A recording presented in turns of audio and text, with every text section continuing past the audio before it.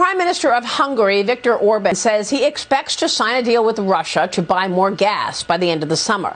This after the country declared an energy emergency due to the supply shortages and soaring energy prices in Europe last month. Joining me right now is Hungary Foreign Minister Peter Szijjárto. Foreign Minister, great to have you. Thanks very much for being here. You traveled to Moscow at the end of last month to negotiate gas supplies. What are you hoping to see? Thank you so much for the invitation and good morning to you. You know, in Central Europe, geography and the infrastructure determine our opportunities when it comes to securing the safe supply of our country.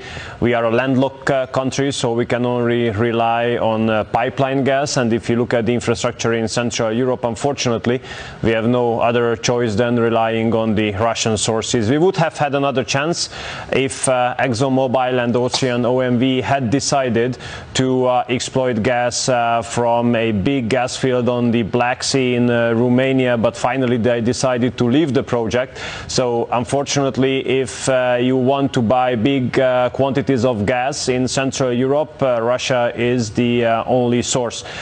You see that there are some technological and political challenges when it comes to the delivery routes in the northern and western part of Europe, but thanks God, 2 years ago we have completed a project which is called the Turkish Stream. So through Turkey, Bulgaria and Serbia, the gas deliveries have been uninterrupted.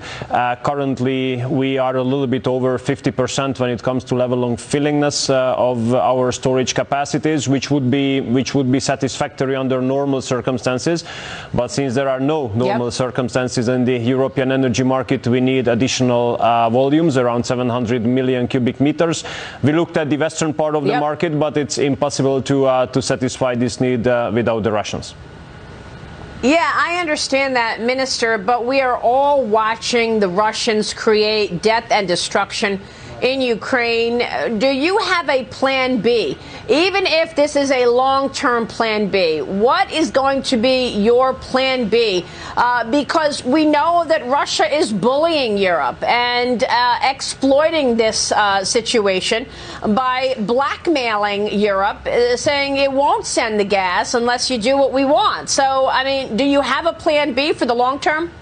Look, we speak very clearly about our position regarding the war, and believe me, since we are a neighboring country to Ukraine, we are super interested in peace to come, because all negative consequences and the impacts of the war are just terrible. We have been faced with a tremendous flow of refugees. We have received already 870,000 of them. We are confronted with the economic challenges caused by the war, so we are absolutely interested in peace.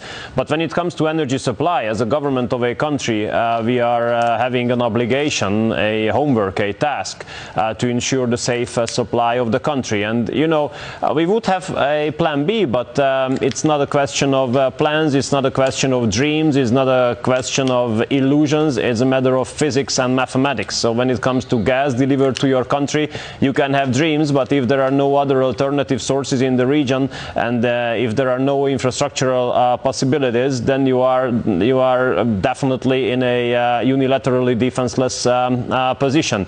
If this gas reserve in Romania had been exploited by the Americans and the Austrians, now we would be in a different position.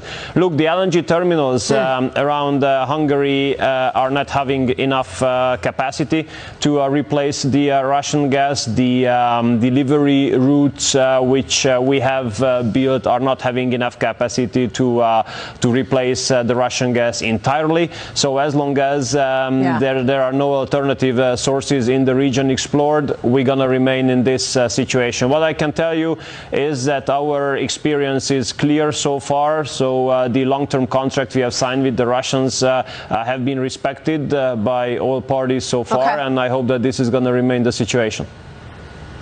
So, Minister, I want to get your take on really the broader impact here, because as a result of this reliance on Russian gas, as a result of this massive refugee crisis that you are facing, and you are doing as much as you can for all of these refugees. I know that. But the crisis at your border is worsening and intensifying. The number of illegal immigrants crossing into your country rising as it continues to face the surge of refugees from Ukraine. You just mentioned the number that you're faced with, crossing more than 1 million crossing into Hungary since Russia's invasion.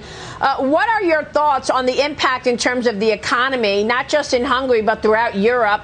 Many people expect that Europe will go into recession, a deep recession, even sooner than the U.S. is. We just got evidence that we're in a recession in the U.S. What can you tell us about the backdrop and what you're doing about it?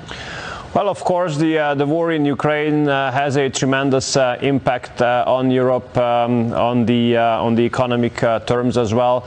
That was the reason why we have vetoed the introduction of the global minimum tax in Europe, because if under current circumstances global minimum tax is being introduced, that means that the production companies would be faced with increased tax burden. And if you increase the tax burden of the companies under the current circumstances, then you cause a lot of trouble to the economy, and you put hundreds of thousands of jobs at risk. So that's why we vetoed the global minimum tax to be introduced. We understand that that basically that has pissed off the current administration here in the United States, although our position had nothing to do with the domestic situation here in the US.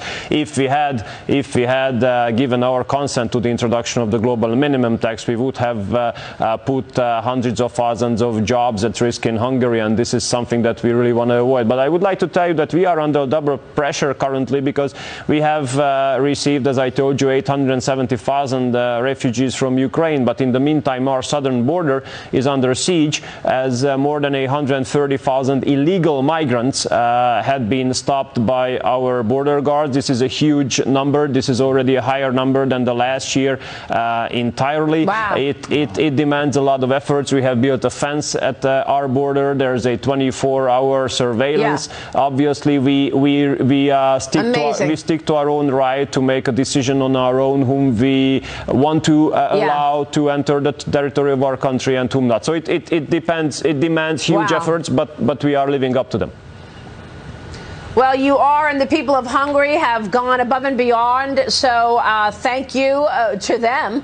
Minister, it's good to have you with us, and we appreciate your time and all of your efforts. Thank you for bringing up the global minimum tax, because you're right. The Biden administration wants to raise taxes, and they want the entire world with them on that. Minister Peter Szijjarto, we will talk soon. Thanks for being here this morning, sir. Thank you so much. We'll be watching Hungary. Thank you.